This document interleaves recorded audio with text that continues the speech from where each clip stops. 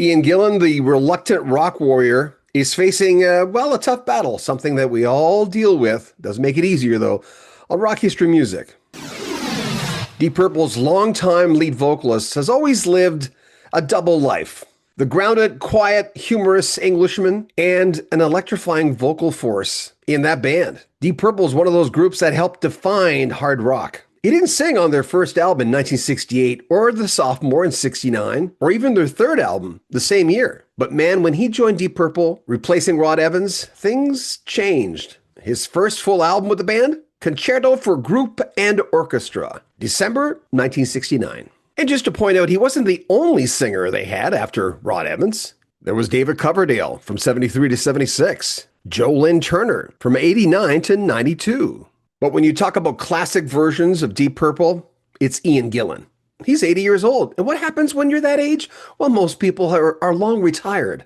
Rock and rollers, not so much. But in a recent interview, Ian basically said that the days of retirement are coming closer, even though before he had denied that they were even close to closing down the ship. And of course, like most bands, it depends who you talk to in that band as to when they'll retire the Deep Purple name, if ever. As reported earlier, Gillan is dealing with eyesight loss. Like he's only got 30% left, which makes it incredibly difficult to tour around the world. In a recent interview with Far Out magazine, Gillan revealed a condition many fans were really unaware of, his deteriorating eyesight.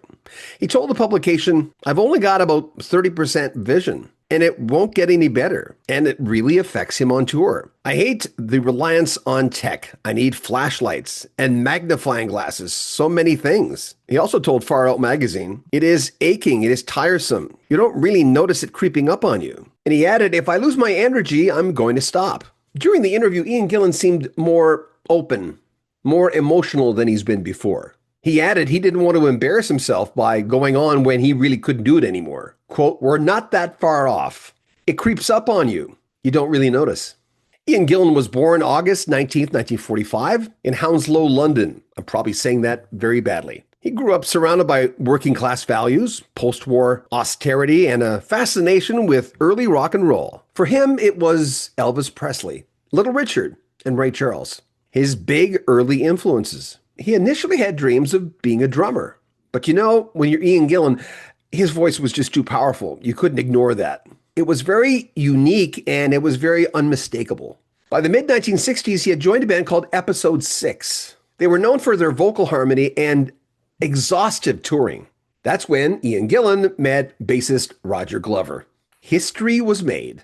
And Glover's been a lifelong musical compadre in Deep Purple with him. And this band's chemistry would create some of rock's greatest songs of all time. From Deep Purple and Rock, for instance, the summer of 1970, Black Night. From Fireball the following year, the title song, The Mule, Stranger Kind of Woman. When Machine Head came out, it blew everyone away.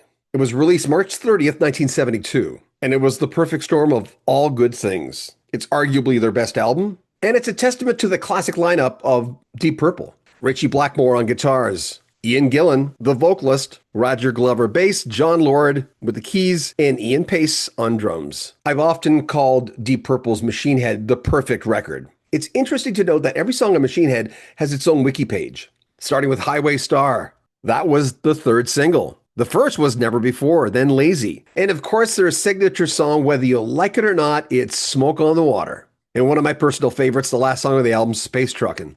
Deep Purple released Made in Japan in 1972, and the following year, Who Do We Think We Are? Featuring Woman from Tokyo and Super Trooper. By 73, Ian Gillan was gone. He only came back from 84 to 89 and 1992 to present. But he is the vocalist, the true vocalist of Deep Purple. And his resume is impeccable. And let's not forget he performed on Tim Rice and Andrew Lloyd Webber's Jesus Christ Superstar. That was 1970. He played Jesus. He was also inducted into the Rock and Roll Hall of Fame with the rest of the group in 2016. And we're talking more than 100 million albums sold. Yeah, you want to make a difference in rock and roll? Try to be Ian Gillan. And he's influenced so many people, of course. Bruce Dickinson, Rob Halford, Ronnie James Dio. And the thing is, the work ethic of Deep Purple has kept them on the road, has kept them releasing albums. Now What in 2013, Infinite in 2017, Whoosh 3 years later, Turning to Crime in 2021, and Equals One in 2024. Interestingly, Ian Gillan never promised that he'd be still the screamer that he was in 1972. He's always had a sense of humor where he can chuckle about being an older rock star, and he's a funny guy. So where does that leave Deep Purple? Well, they're very much still the band. Ian Gillan's still the vocalist. They've booked some shows for 2026. And interestingly, just a few months ago, it was Gillan that said the band has no plans to retire. But now there's a different tone, and like everything else, reality strikes. Realism comes into the conversation. You can't tour forever. You're feeling it on stage. We all feel it when we're shoveling snow or doing whatever. Deep Purple's a rare band where every member is in their late 70s at least. And they still perform at a very high level. But that vision loss will make a difference. No matter what happens, Ian Gillan's place in the history, the foundation of rock and roll, is unmistakable and unshakable. The man who screamed the heavens open with Child in Time. The storyteller who brought fire to Highway Star and the swagger to Smoke on the Water. The voice that defined British hard rock in the 1970s and again in the 80s. And the original Jesus Christ Superstar. I say this way too much on this channel, but surviving fame is a big thing. Of still being able to have a chuckle and laugh at yourself and really not take yourself too seriously.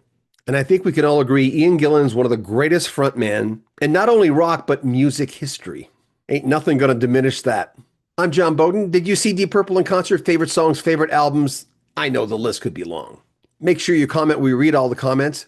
Subscribe to our channel if you're watching this on Facebook or TikTok or any other modality. Follow or subscribe. If you want to make a donation, there's always a PayPal link at the very top of at least our YouTube videos. I'm John Bowden. This is Rock History Music.